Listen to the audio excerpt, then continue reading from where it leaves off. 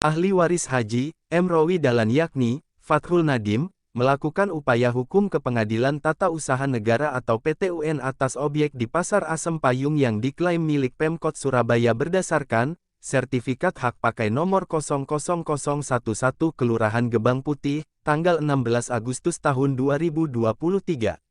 Upaya hukum ahli waris di atas ternyata membuahkan hasil berupa Hakim PT-UN menjatuhkan amar putusannya berupa mengabulkan gugatan ahli waris Fathul Nadim seluruhnya.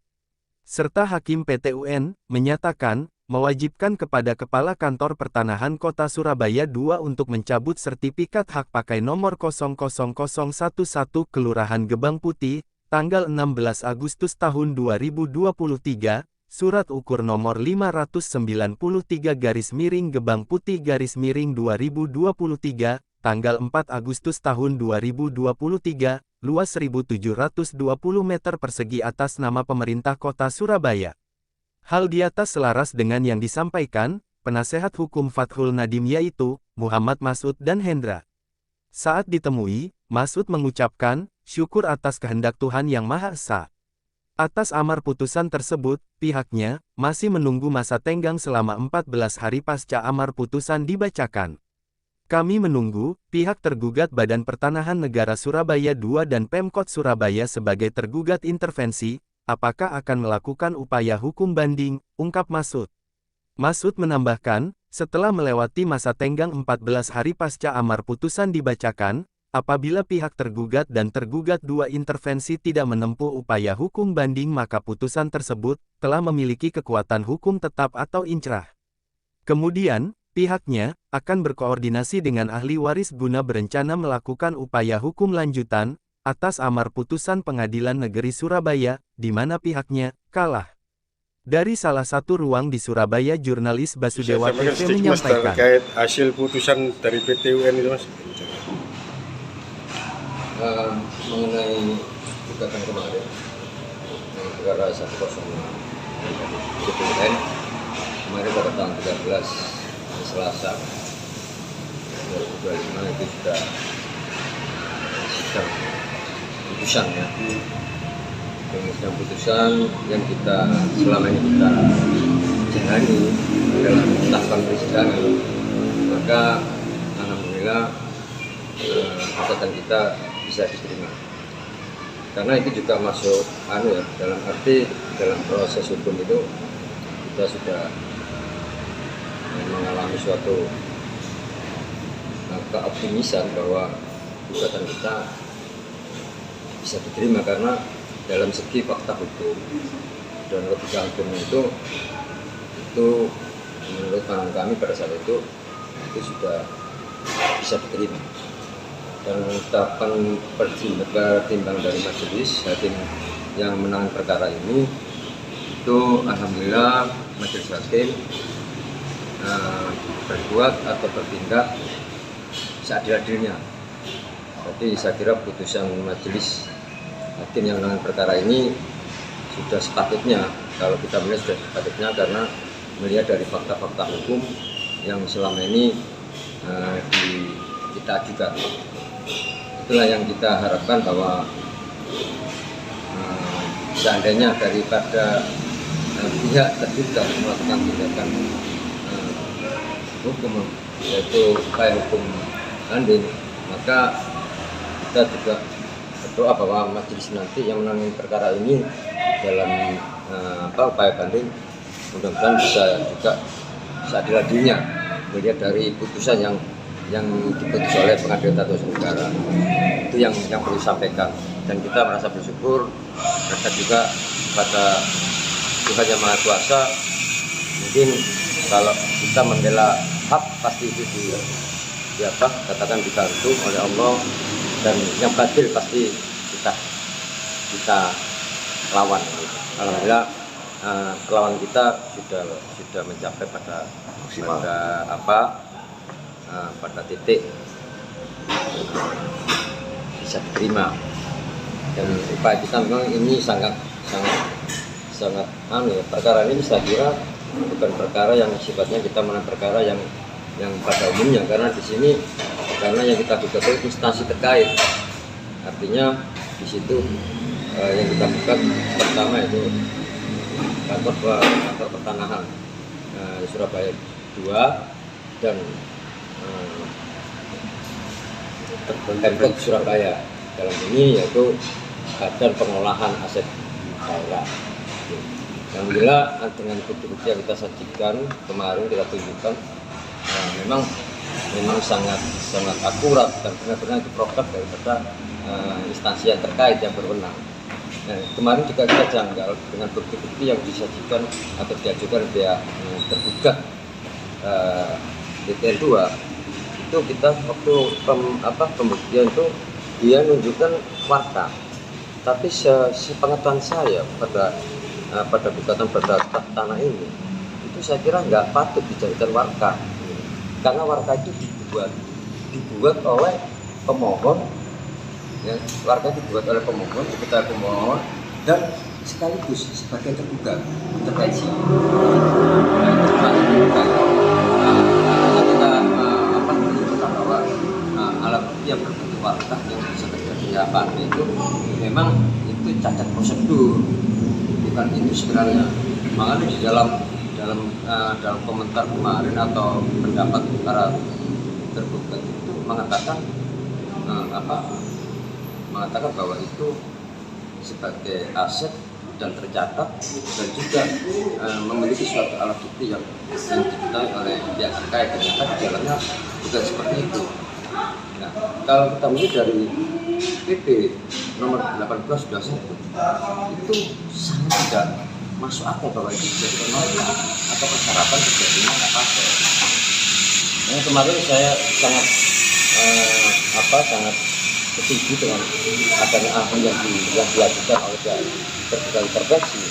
Dia mengacu kepada PP 12 nomor 18 nomor tanggal 1 itu sangat benar. Kalau dia mengatakan berarti dengan PP nomor 1821 tanggal 1 itu sangat tepat. Gitu. Dianggap di situ tidak ada unsur-unsurnya, padahal di situ ada unsur pendukung, dokumen pendukung dan pelaksanaan dalam penerbitan itu.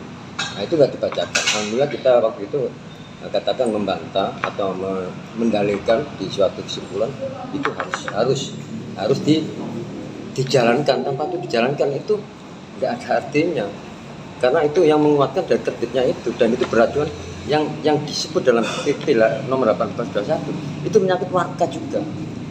Warga. Nah, di situ tidak disebutkan. Akhirnya apa? Kalau disebutkan, ya jelas itu tidak ada unsur pemenuhan dalam persyaratan terbitnya paket tadi. Itu saya kira di situ. Jadi itu yang PP nomor 12 Pak? 18 yang membuat Bapak optimis ya? Saya sangat optimis sekali. Bahkan sebelum persidangan dibuka, saya memang sudah menyimpulkan bahwa yang dibikin acuan PP 18 nomor 18 tahun 2001. Ternyata beliau berdalil itu sangat tepat. Gitu. Nah, kalau kita nggak tahu dalam isi itu, maka kita nggak tahu isinya apa. Ternyata diisi dalam PP itu satu itu dokumen pendukung. Itu ada 5 unsur yang harus dipenuhi. Terus proses dalam penerbitan, pelaksanaan juga 5 unsur harus dipenuhi. Dan di situ salah satu pun tidak terpenuhi. Yaitulah menjadikan data yang bisa diterima oleh APBN menerbitkan. Nah, disitulah kita menyebut bahwa ini cacat administrasi, juga cacat prosedur. Itu yang kita dalil untuk kesimpulan kemarin. Itu. Pasca putusan ini masih belum ada informasi dari pihak tergugat apakah akan melakukan banding atau gimana? Nah, sekarang itu kita belum tahu. Cuma situ sudah dihimbau dalam ekor ya Mahkamah Agung itu sudah dihimbau bahwa setelah putusan itu dibacakan atau di-upload ke ekor itu waktu 14 hari kerja. Itu memang bukan itu masalah dari pihak para tergugat atau pihak tergugat juga intervensi, baik bila mana melakukan itu batasan, bila mana tidak melakukan atau lebih dari batasan yang ditentukan, maka hak hukumnya terlewati. Kalau lebih dari batasan yang ditentukan, itu. Dari detik ini masih belum terlewati ya batasan tadi ya dari 14 hari. Hitungan dari tanggal putusan, maka ini masih ada dalam waktu 1 minggu. Dalam satu minggu itu 1 minggu sudah terlewati, tinggal 1 minggu. Tinggal dari tergugat atau dia tergugat intervensi tidak melakukan haknya, tinggal 1 minggu. Kalau dia melakukan ya dalam 1 minggu itu, kalau tidak melakukan ya dalam 1 minggu. Pak, terkait kontroversi Pak, putusan PT dengan putusan Pengadilan Negeri Surabaya yang objeknya sama. Jadi begini, kalau memang di dalam ini kan terpisah Mas ya, dari gugatan perdata dengan gugatan ke PT UN itu terpisah. Karena kalau di dalam gugatan perdata, maka itu gugatan bukan gugatan masalah pembatalannya. Makanya di situ ada istilah kalau perdata itu ganti rugi imaterial dan materialnya, itu pasti disebut kalau perdata. Tapi kalau di PT UN itu tidak menyangkut masalah tuntutan atau ganti rugi material dan imaterial, tapi intinya kepada produk hukumnya, yaitu apakah ini benar produk hukum ini untuk diterbitkan. Nah, kalau ini memang ada kejanggalan atas peralihan tangan, maka ini patut kita gugat. Masalahnya apa? Nah, kita melakukan upaya ke PT UN itu karena menyangkut administrasi, maka kita upaya ke sana. Kalau jalan kemarin pada putusan Pengadilan Negeri ini karena tidak menyangkut masalah ini surat ini, produk ini, peralihannya dari mana ini, itu tidak ada pengupasan di situ. Nah, kalau di PT UN itu fokus kepada produk hukum yang diterbitkan oleh instansi terkait. Nah, karena di situ ada kejanggalan bahwa penggugat tidak pernah mengalihkan kepada siapapun, maka dengan katakan tahu-tahu beralih kepada pihak tergugat intervensi. Nah, ini patut kita buka. Karena apa? Karena tidak merasa, bahkan di buku desa pun itu ada tulisan itu, ada tulisan yang pihak penggugat. Nah, di situ kalau di 75 itu di situ tahu kolom yang ada nama penggugat itu tahu-tahu terjadi ada nama pihak tergugat intervensi tanpa ada asal usul dari mana didapat. Nah, itu sesuai dengan keterangan ahli yang diajukan pihak intervensi sendiri. Bahkan nama yang bisa digunakan itu nama yang tercatat terakhir, tapi dengan catatan nama yang terakhir itu didapat dari mana asal usulnya, itu harus ada. Kecuali nama itu didapat dengan nama yang sama sebelumnya, itu tanpa peralihan tidak apa-apa. Tapi ini kalau ditulis dengan nama beda, maka yang nama dulu ini ada unsur peralihan enggak? Itu kan di waktu itu ahlinya kan seperti itu. Nah, itulah yang juga bikin adil bahwa bahasa itu menguntungkan kita. Memang itu benar yang katakan ahli, itu benar tanpa ada unsur peralihan dari sebelumnya, maka ini tidak dibenarkan. Nama tahu nama pihak tergugat intervensi. Itu ahli juga mengatakan itu, ahli dari pihak tergugat intervensi. Seperti itu. Mas, dengan adanya putusan ini, status hak tanah yang dimaksud status quo atau gimana nih? Jadi begini, apabila lahan suatu lahan itu bermasalah bersengketa yang beragama, maka itu distatuskan dari dua belah pihak memakan dari putusan Pengadilan Negeri sampai ada perintah pelaksanaan eksekusi. Terus kita melakukan upaya hukum, yaitu hukum administrasinya. Nah, di sini alhamdulillah kita diterima. Itu pun sebelum ini inkrah, ini juga belum bisa mengklaim atau menguasai. Ini harus kita statuskan. Bila mana pihak yang melaksanakan eksekusi tadi, ya pada saat digunakan di Pengadilan Negeri itu menguasai, itu sebenarnya tidak boleh. Itu distatuskan, tapi di sini ada suara-suara bahwa nggak tahu oleh oknum atau siapa itu ada yang dipungut secara tidak langsung. Itu ada pemungutan liar bisa mengatasnamakan pihak tergugat intervensi. Nah, kalau pihak kita bukan itu tidak, memang kita syaratkan jangan melakukan tindakan yang belum jadi wewenang sepenuhnya. Karena ini ibarat ini status masih status quo, dua belah pihak tidak bisa saling menguasai dan tidak bisa saling mengondisikan untuk kepada pihak lain. Itu artinya di istilah status quo.